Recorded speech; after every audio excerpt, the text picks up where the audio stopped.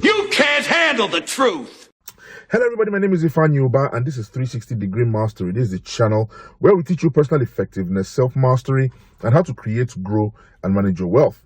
A couple of weeks ago, I did a video where I talked about how to get the best or get the most out of your job.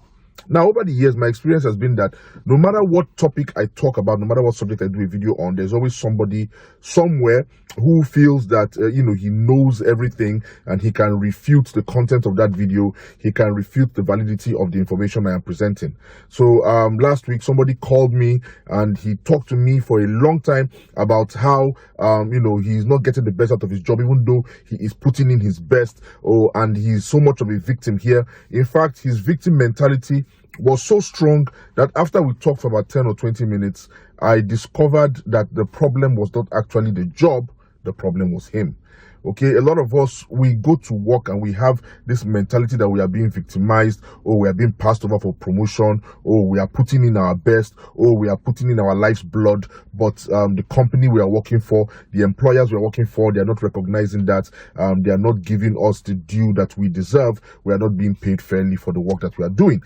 Now, you need to disabuse yourself of that mindset if you are going to rise in your place of work. And I'm going to go ahead and tell you 5 things that you should keep in mind if you're going to disabuse yourself of this mindset. Now, the first thing is this: work increases exponentially. It's either you are on board or you are not.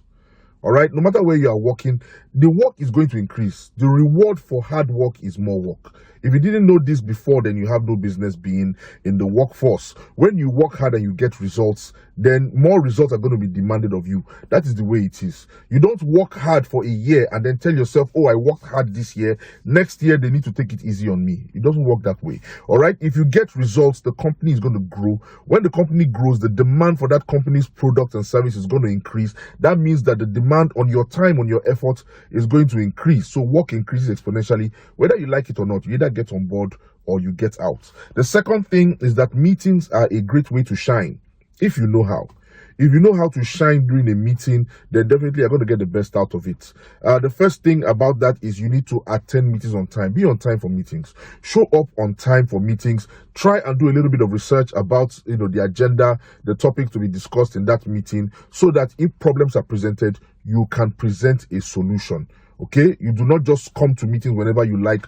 Join the meeting late, even if it's an online meeting. Join the meeting late and then sit in the background. That is not the best way, for you to shine at a meeting. Come on time for the meeting. Learn the names or the identities of the people who are going to be present, or at that meeting. If there are going to be pleasantries exchanged, you exchange pleasantries with them. Sit through the meeting, pay rapt attention, take notes if necessary.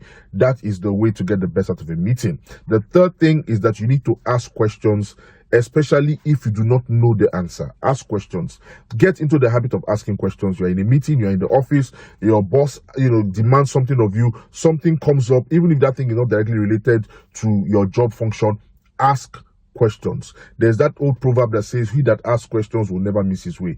If you don't want to miss your way in the workplace, if you don't want to be victimized, quote and unquote, then you need to learn how to ask questions. You get yourself out of a lot of trouble, you dodge a lot of pitfalls that way, and you endear yourself to the people with whom you are working, because when you ask questions and you act on the answers, it gives you a good outlook in the workplace. The fourth thing is that you need to see every chance as an opportunity to grow your leadership skills.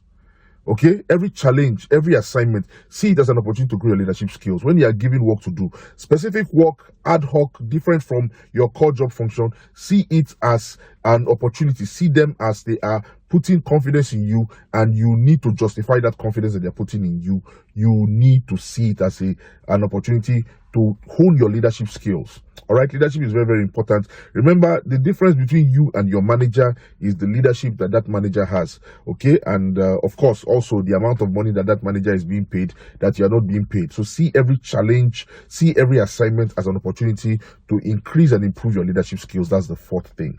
The fifth thing is this: you shouldn't grumble at your co-workers. These are 3 don'ts. Now pay attention to these 3 don'ts.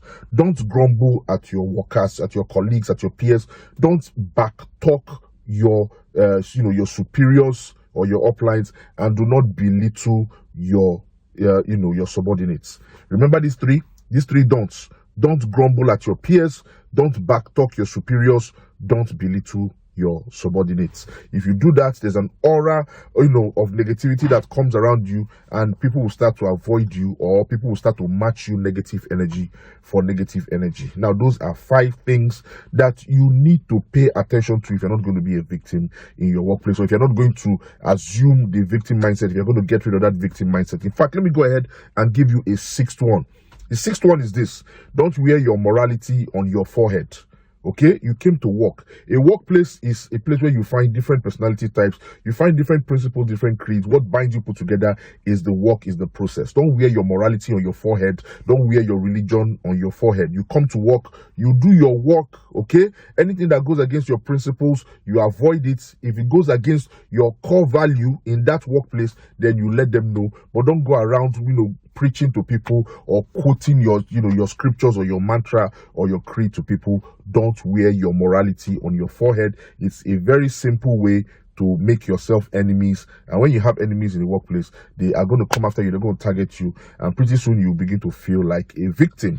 How do you see this video? If this video was helpful, please go ahead and click like, share this video with somebody who needs it, subscribe to my channel. My name is Ifeanyi Uba, and this is 360 Degree Mastery. I do these videos every week for your benefit, for your sake, so please watch these videos, share the link with other people, okay? Leave a comment in the space below, and I will see you next week with more tips and more information on how you can live a better, happier, and more successful life with peace of mind. Namaste.